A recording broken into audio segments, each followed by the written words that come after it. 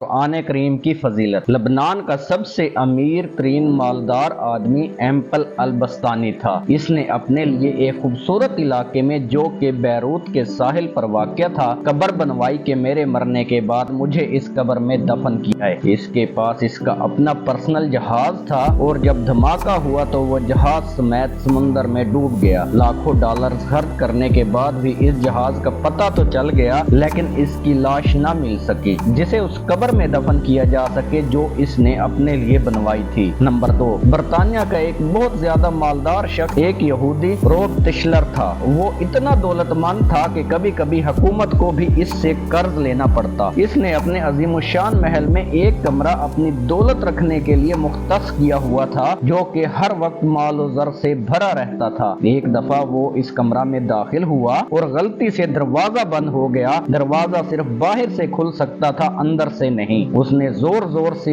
چیخ و پکار شروع کر دی لیکن محل بڑا ہونے کی وجہ سے کسی تک اس کی آواز نہ پہنچ سکی۔ اس کی عادت تھی کہ وہ بغیر کسی کو بتائے ہفتہ بھر گھر سے غائب رہتا تھا۔ جب وہ کسی کو نظر نہ آیا تو گھر والوں نے سوچا کہ حسب عادت کہیں چلا گیا ہوگا۔ وہ برابر چیختا رہا یہاں تک کہ اسے سخت بھوک اور پیاس لگی۔ اس نے اپنی انگلی کو زخمی کیا اور کمرے کی دیوار پر لکھا، دنیا کا سب سے مالدار آدمی بھوک اور پیاس سے مر رہا ہے۔ اس کی لاش کئی ہفتوں بعد دریافت ہوئی۔ یہ پیغام ہے ان لوگوں کے لیے جو سمجھتے ہیں کہ مال و دولت ہی ہر مشکل، پریشانی اور تکلیف کا حل ہے اور دنیا کی ہر ضرورت مال سے پوری کی جا سکتی ہے۔ دنیا سے جانا ایک بہت بڑا حادثہ ضرور ہوتا ہے لیکن ہمیں یہ نہیں معلوم کہ کہاں، کب اور کیسے جانا ہوگا۔ انسان سفر پر جاتا ہے اور پھر واپس آ جاتا ہے، گھر سے باہر جاتا ہے پھر لوٹتا ہے لیکن جب دم نکل جائے پھر کوئی واپس نہیں لوٹ سکتا۔ مبارکباد کے قابل ہیں وہ لوگ جو کسی پر ظلم نہیں کرتے، نہ کسی سے نفرت کرتے ہیں، نہ کسی کا دل